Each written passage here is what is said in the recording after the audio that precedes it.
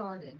Then they expanded to Embrace Life and Embrace Legacy. So Embrace Grace is our single pregnant moms. Embrace Life is single moms who had their children, and Embrace Grace Legacy is the single dads group. So just so as you know, you see Embrace Grace, but I say Embrace Life, they're not confused. Um, so it didn't go much into Amy Ford's testimony, but she was young and had an unexpected pregnancy and went to her church to get married, her and her boyfriend, and the pastor told her no, that he wouldn't marry him because she got pregnant out of wedlock. So it was very hard for her because her saying, and I love this, and this has really stuck with me since I started doing this program, is she said, when these girls have these unplanned pregnancies, the church should be the first place they go, not the last. The church should be the place where they go and get that support, not shamed and turned away. And so that's why she started this ministry. And I don't know how many of you kind of have heard my testimony about finding this church, but essentially it was through Embrace Grace that I found this church. So there was a fall festival, and you go through and you get everybody's pamphlets and candies or whatever you do. So me and the kids had gone through that. That following year, my daughter had an unexpected pregnancy, and of course she went out and was finding every resource out there that could help her. And she came upon Embrace Grace in this church, and she started. Sorry, I didn't know if I was going to get through this today. And so she started attending and was telling me about it, like, oh, I've got a single moms group, and it's their church, and so it's Christian. And I hadn't found a home church here yet. We haven't lived here very long. And so I was like, okay. And I remember after Liam was born, coming to a class with her upstairs. Then I went to her baby shower that they threw her. Well, then a couple months later, I'm cleaning out my car, and in my console was the flyer that I had gotten at the fall festival previous year. And I found that, because who keeps those things? I mean, honestly, yeah, you go through and and I found it like at the bottom of my console. And it was just so clear to me that God was like, you need to go to this church. You need to check out this church. So started coming, and then slowly talked to Tanya and started getting involved in Embrace Grace. I know that God called me to this because of my experience, and that I can connect with these girls on a level that not everybody can, because I have been a single mom. I've gone through a divorce. I had kids very young, so I can connect with all that, because even through all that, God made a way, and God put me here for such a time as this, because he knew that I could relate to these girls. And it's just been great. I mean, I've led for 3 semesters, 2 semesters. I think I totally led for one and led for two.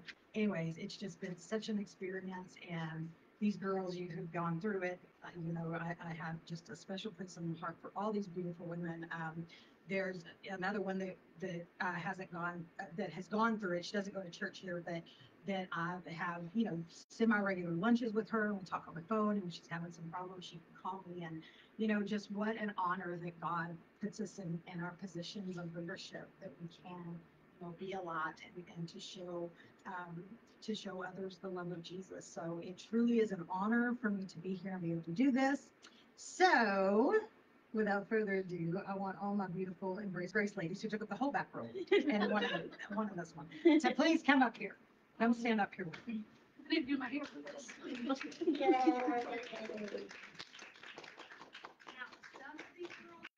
some of these girls, every class is 2 semesters. So we've completed one of these semesters. Some of these girls have gone through both, right? Kamika's gone through both. Penny, you've gone through both semesters? Yeah. Okay. And then the other girls, we're hoping will join us again in March to get through that second semester. So total, it is 2 semesters long. We always do one in the fall and then again in the spring. We meet once a week. We always have a meal. There's videos. The thing with the Embrace Life community is they give us all the resources we need. They not give us. The church has to purchase, but like the books, we watch a video. They give us songs, that praise and worship songs that we listen to at the beginning of every class. And so they really equip us to really do some great things. And I'm gonna have them talk for a minute, so I'm not the only one talking up here. Oh my gosh. But, You can have you have your speech ready. yeah. But, they can, talk about what they learn, but it's amazing what I have learned. Not only through the program, but through these girls that I'm working with. So it's been a learning experience for me just as much as it has them. So, Can we start at the end? beautiful. We're gonna go That's through how down you back here. know it. All right. So the verse that we talk about a lot in Embrace Grace is 1 Peter 2:9. You are a chosen race, a royal priesthood. That means you're all queens. A holy nation, a people for his own possession. God made you to be his. That you may proclaim the excellence of him who called you out of the darkness and into his marvelous light. I love you ladies so much. Love to. Um, so before I do this stuff, and not everybody has to talk, I would just like if any of you felt the need to just share anything that you've learned, what this program means to you. Lily has, and some of y'all too, I just know because it's my daughter, but she went through the Embrace Grace and now she's gone through 1 semester of Embrace Life. So she's gone through the other program as well. But anybody want to share anything, a testimony, what you learned through this, what you loved about this? I'm gonna cry if I me too. Yeah, me too. It's all good. We're all crying together. I'll go. Okay, Okay, so something that I kind of put in my first and took with me and still with me is the self worth. The um Satan tries to attack you, say you're this, you're that, you're this, you're that. And Embrace Grace, I have learned that it doesn't matter what Satan says. It's not about what he says. It's about what God's promises are and what he does say we are. So that's something I brought with me and I still carry with me today. Um, I think Embrace Grace helped me with self-conscious. I still get self-conscious because I can't take pictures of myself and see my face. But I think all these girls calling me beautiful every time I walk in the door, I realized I was like, I am beautiful.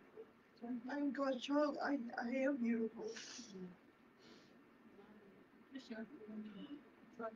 Can we get some more clean this shit? Yeah. All out. All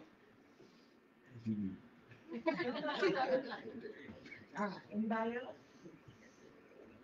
For me, Embrace Grace was just a safe place to come and get things out of my head because you can't let doubts and insecurities just sit in there. Like, if you're good enough to be a mom or just whatever, anything like that, like, it's just nice to know that there's a whole group right there that's willing and able to come to help you, to talk to you, to reach out to you. To make you feel at home. Yeah, Make yourself in a feel home, Yeah. in a home, at a picnic table. Yeah, definitely made yourself at home. At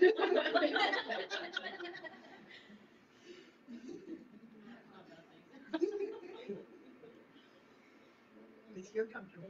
I don't know. I have always suffered with like depression and anxiety. And the first time that I came, like, I think I probably came 3 times.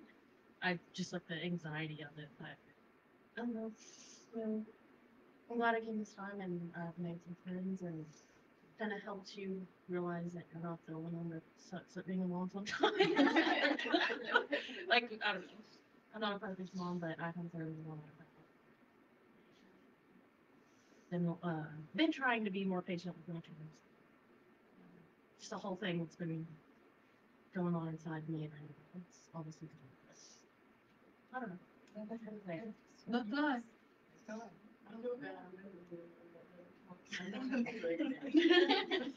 Talk. I love.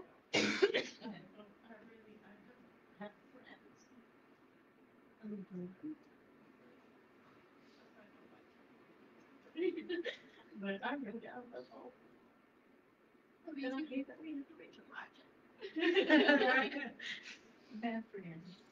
That's to say, but with community, and that's something we push so much through that is them, community. And I love that they call me or talk to me or text me when something's wrong, or we send group texts out to pray for each other. And I love that. But so much of what this is about them having each other and being able to, and in years past, we've had beautiful friendships come out of these programs. And we have some developing in these programs, and that's why, and that's really what we want to push is stay connected to each other, lean on each other and things like that, because, we're all in this together. We're not alone. We're not alone. You're not alone. Exactly. So it's very important that we do stay connected in that community. Do you want to say something? Yeah, I wanted to say that this program helped me a lot with confidence and coming out of my shell. Because I'm like a turtle and nobody sees me. I pop up here and there, and I know that's pretty bad. So I'm working. It helped me to come out of my comfort zone and just like be open and actually force yourself to connect. Because I'm always isolating or staying in my shell. So it helps me to just bring myself out and speak and just have that confidence in you and love it. Yeah. Awesome. And for, those who don't know, like I said, we have a book, it is per semester, and so we have these certain sections. So they learn things like self-esteem and self-confidence and what God says about them, and not listening to those negative voices. But then they also learn practical things like we had time management, we do a budget. We talked about the importance of rest. So there's so much good stuff in there. They're actually about to roll out a new curriculum, and so that's supposed to be new and improved. And so we'll get started on that. But this program, there was a really lot of thought and love and prayer that went into this program on what these ladies needed in their lives. And the Embrace Grace team, they're not too far. They're just in the Metroplex. That's where they're all from. And so they've just done such a great job on knowing what these ladies need and getting everybody connected. So anyways, it's just a beautiful, beautiful program. So like Tanya said before, if anybody's interested in being a leader with me, I would love to have you. Like I said, we meet once a week. We have a meal, just a couple of hours, have a lesson. So Will we still be meeting at Tanya's? yes. Okay. So I have some certificates for you guys. All you ladies are going to get a crock pot, but only 3 of you ladies get it today. They just didn't all come in, so we apologize. And we didn't flip a coin or pick numbers. It was based on geography. So the 3 ladies who live for Babylon will get theirs today. Then you other 3 ladies in Comanche, we will deliver them tomorrow. They're supposed to be here tomorrow, so we will deliver them to. House tonight. Sure. All of a sudden. So I'll hand these out to you, but I just want to read what is on here. You get a certificate of completion for the 12-week class. Again, we have a second part. For completing the Embrace Life class for single moms, you have been charged with the honor of motherhood. You have been charged to accomplish big dreams. Your Father goes before you and with you, and you will never be alone. On the back is just a little kind of quote or thing from Embrace Grace. What is my word? Like their Motto. motto. Thank you. It says, we have a culture of excellence. We will do our best in stewarding the gifts that God has given each of us as an act of worship to Jesus. We don't get hung up on perfectionism, which is religion, but focus on excellence, which is kingdom. We will roll with the heart of a servant and serve with the heart of a king. All right, so Ms. Lillian Rodriguez, How are we all in line? Cassie Emmeline, Lauren. She's been mad. Okay. I wrote it. Oh, I was Penny Weaver, Oh. Tamika Pittman, Norma Smith, and Raven Lockwood.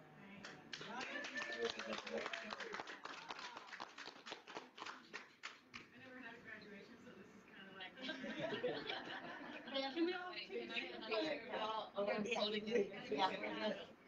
Rena, you wanna get in? Yes.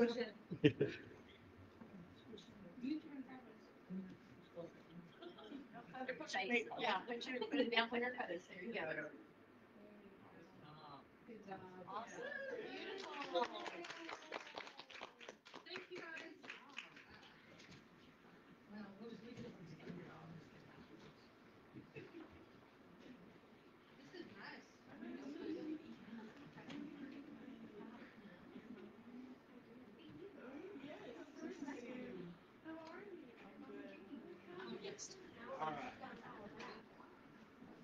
One of the things I love about Embrace Grace Ministry as a whole is that they, when you contact them, tell them, hey, I want to do a group, they're like, that's wonderful. What church are you a part of? Because you can't just do this group. They want you to do this group as part of the church. And it's because the community you ladies have built in this, you have a bigger community than you realize.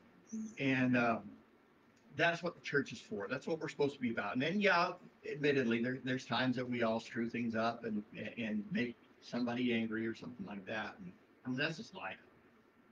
But that's what we're supposed to be for each other. Church is a place to know somebody and to be known.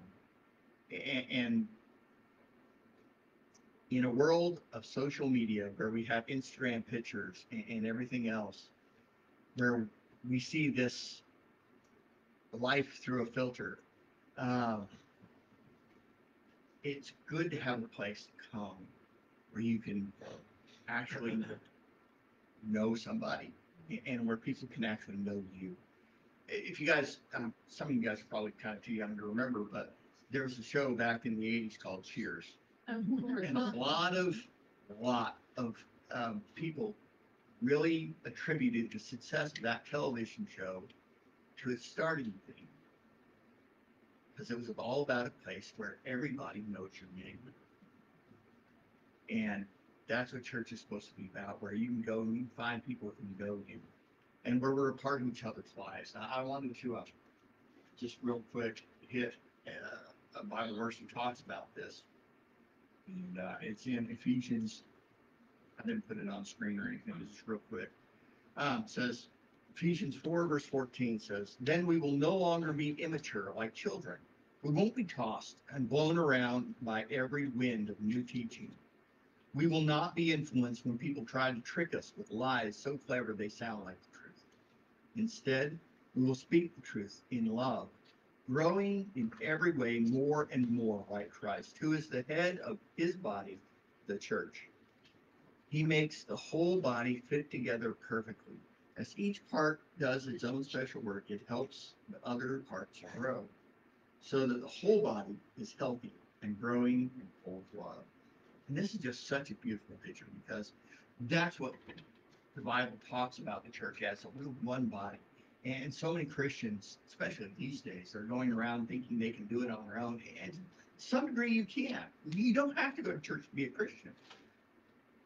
Man, it just helps so much. There's power in numbers, Phil. There is. When I'm weak, you guys are strong, and vice versa. It's just the way we build each other up. And so we have a place we can come. We're known. We can encourage each other when life beats us down. We can come and help. I had a friend post something on Facebook that I really liked, and she talked about how most of America is living paycheck to paycheck, and then suddenly something horrible hits. You know, your house burns down, or maybe it's something a little smaller, like an unexpected medical bill, or your car breaks down. You got to fix something. Something happens, and it's catastrophic, and it sets off this chain of events that basically leads to possibly even being evicted and homeless. And that's what family's for. That's what, or at least it's supposed to be for. That's what friends are supposed to be for. And that's definitely what the church is supposed to be for. Is that when times come up, and you have that hard time come up, whether it's, I can't fix my car, or whatever, you're supposed to have a support group. And the church is supposed to be the best support group ever. Because it's not just a group of people, it's a group of people with Jesus as the head of it. He's CEO, the chairman, president, whatever you want to call him. He's in charge. And if we do things his way, things work great. And when we don't, that's when we burn each other. And I'll bet you money that probably at least half the people in here that aren't in church. I have, and yet here I am starting up one.